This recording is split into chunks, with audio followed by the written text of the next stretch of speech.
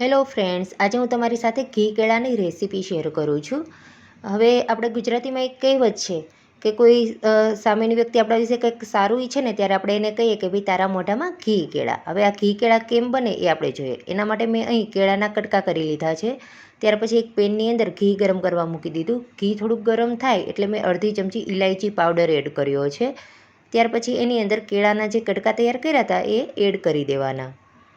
હવે આ કેળાના કટકા એડ કર્યા છે. હવે તમારા ટેસ્ટ પ્રમાણે તમારે એની અંદર ખાંડ એડ કરવાની છે. મેં અહીં 1.5 ચમચી જેટલી ખાંડ એડ કરી છે. હવે ખાંડ નખાઈ જાય ત્યાર પછી એને કન્ટિન્યુ 1-2 મિનિટ માટે આપણે ચમચાથી એને હલાવવાનું છે, એટલે ખાંડ તમારી જે છે એકદમ મેલ્ટ થઈ જાય અને કેળું જે છે એની અંદર બધું મિક્સ થઈ જાય.